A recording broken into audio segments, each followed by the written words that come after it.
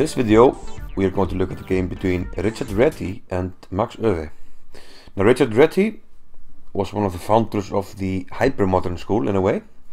He was the first to champion the opening with knight f3 and to control the center with pieces rather than pawns.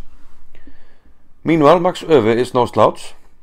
He was a world champion, but at the time of this game in 1920 he was only 19 years of age. So Reti had the white pieces and he played d4. Funnily enough, we see f5 from the Dutch, e4 from Reti. This is the Staunton gambit, which Euwe accepts. Pawn takes e4, knight c3, knight to f6, bishop into g5. And here today the most common move is knight c6. Euwe went with g6, which is the third most common move. And now in Staunton gambit fashion, white plays f3. White's idea is to open lines for his pieces, get the bishop out to an active square, develop the knight with gain of time. So if black takes on f3, as he did here, we get our knight out, and now we have 3 pieces out against 1. So nice development for white, and black must do something. He went bishop g7, and now bishop d3. And Euwe decided to play c5 here, try to open things up on the queen side. If black were to castle here, we can already see that white is going to have some dangerous threats immediately. We can play queen d2 and castle queenside. And Harry is coming up the board, h4, h5. This is going to be very difficult for black to defend. So Euwe didn't fancy this, so he played c5 here in this position. d5 from Reti, and now queen b6, attacking the vulnerable pawn on b2. But Reti doesn't mind. He keeps playing with queen d2, more development, and invites black to take the pawn on b2. He's already developed behind the development. Do we want to take this pawn really?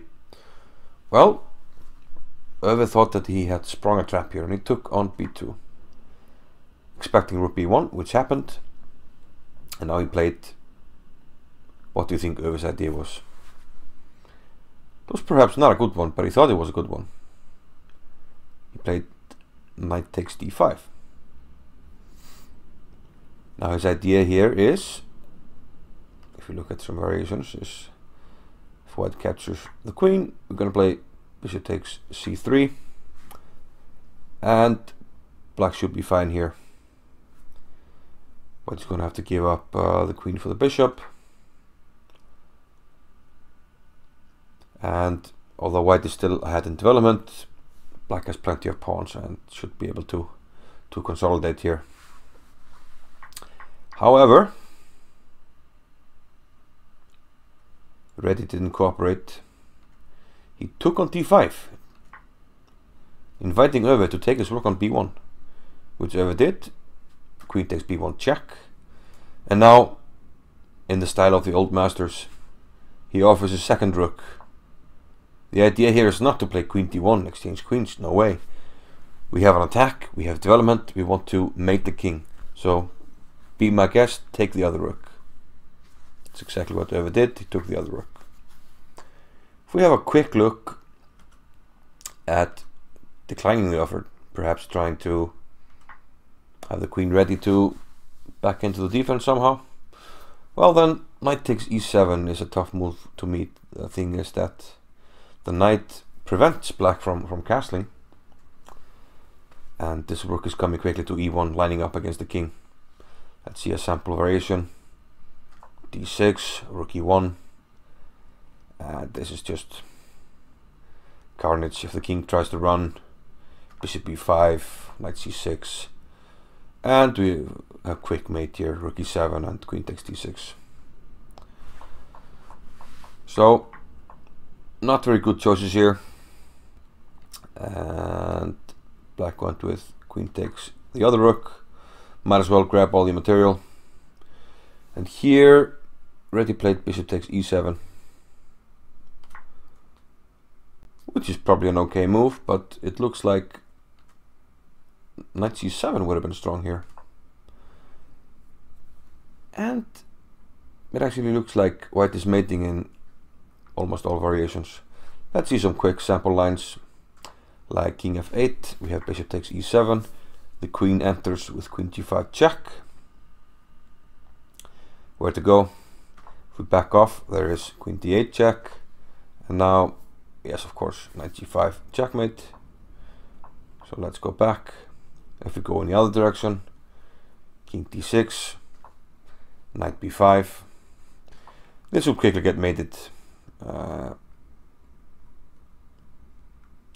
we go back to knight c7, there's also king d8, and here we can take on e7. The king tries to take on c7, but the queen quickly enters, and we kick the king back to the king side. Queen g5 check, and this is just beautiful stuff. Bishop takes g6, giving up the bishop but opening up everything.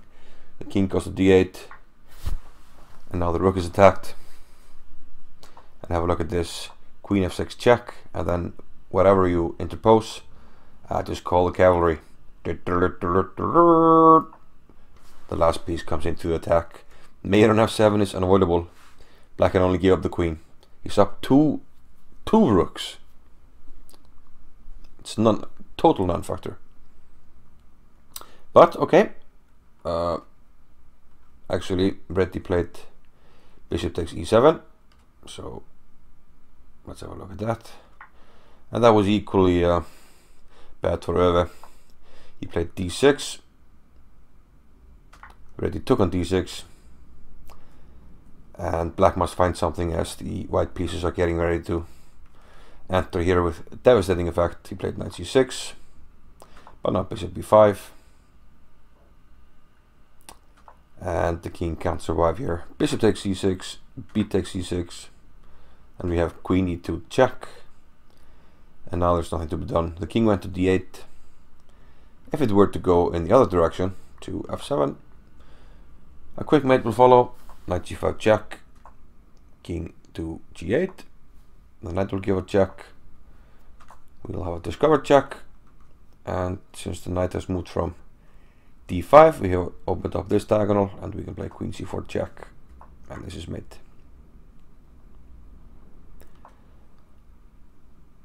So Euwe tried to go in the other direction, but that's mate in 2. Bishop c7, king c8, and queen a6 mate. Now, again, mind you that Euwe was 19 years old and probably had yet to advance a little bit as a chess player, but nonetheless, this is a very, very nice win by Reti, and one of the worst defeats I've seen from a world champion. Though we must keep in mind that Euwe was a bit younger there. But nonetheless, yeah, I really like this game. A double rook sacrifice is always appealing to the eye. And yeah, I hope you guys enjoyed this one. I'll see you in the next one. Bye bye.